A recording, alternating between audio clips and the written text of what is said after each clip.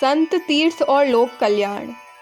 वर्तमान समय में संत जनों को इस बात पर विशेष रूप से विचार करना आवश्यक है कि देव को देश से अलग करना किसी प्रकार उचित नहीं। लोगों के दिलों में देश के प्रति प्रेम, कर्तव्य के प्रति सजगता तथा उनके जीवन में सामूहिकता बढ़ाना संतों का ही कार्य है। लोक कल्याण के लिए ही संत सदैव प्रयत्नशील रहे हैं। मैं यह स्पष्ट कहना चाहता हूँ कि संतों के पास जाति पाति का कोई सवाल ही खड़ा नहीं होता।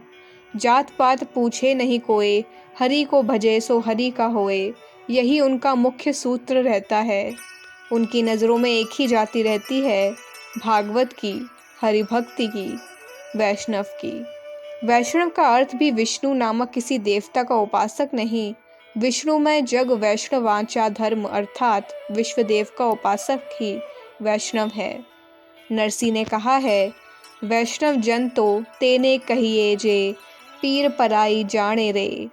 पर पीड़ा को अपनी पीड़ा समझकर उसे दूर करना, यही सामुदायिक भावना संतों ने उस वक्त लोगों के हृदय में जागृत की थी और इसके लिए नाम संकीर्तन की प्रथा शुरू करके उन्होंने सबको आकर्षित कर लिया था।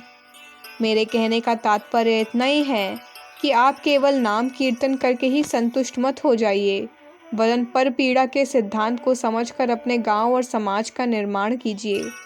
तभी संतों के आदेश का यथार्थ में पालन होगा।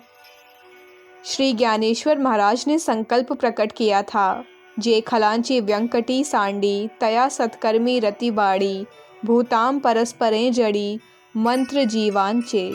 अर्थात दुर्जनों की बुद्धि का विपरीत स्वभाव दूर हो और सत्कर्म के प्रति उनके दिल में प्रीति बढ़े। सभी प्राणियों में एक दूसरे के प्रति हार्दिक प्रेम भाव, मित्रता पैदा हो। इस संकल्प की पूर्ति में ही विश्व कल्याण है और इसी को आज हमें कार्यान्वित करना चाहिए।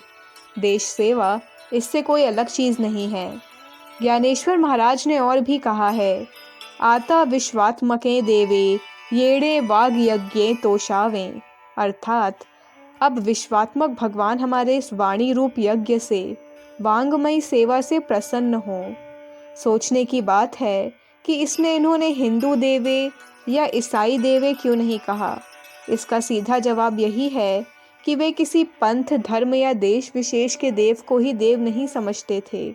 जो देव सारे विश्व का हो, उसी की वे प्रार्थना करते थे। हम लोग उनके भक्त हैं, पर संदेह है कि हमने अपने भगवान को भी छोटा बना लिया है। हमारे ग्रंथ, पद आदि के मूल स्रोत में जो दिखाई देता है, उसे हम अपने व्यवहार में प्रवेश नहीं करने देते और इसी कारण हमारे दुख ताप ज्यों के त्यों बने रहते हैं। आज आवश्यकता है उसी विश्वात्मक देव की। उसकी भावना समाज के सामने रखने से राम राज्य और विश्व शांति के सपने साकार हो सकते हैं।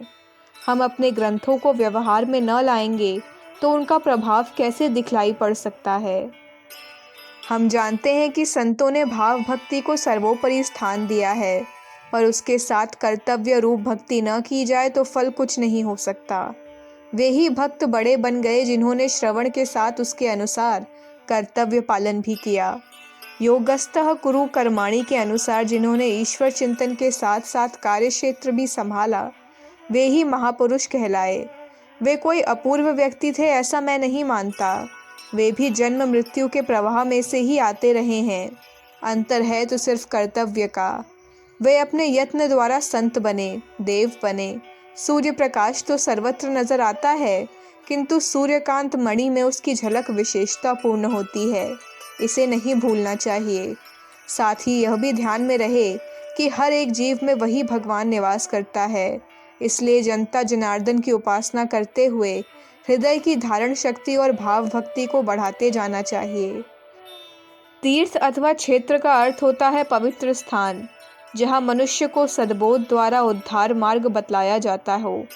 क्षेत्रज्ञ अर्थात जीवात्मा के विकास का विचार जहाँ किया जाता हो, वही है क्षेत्र।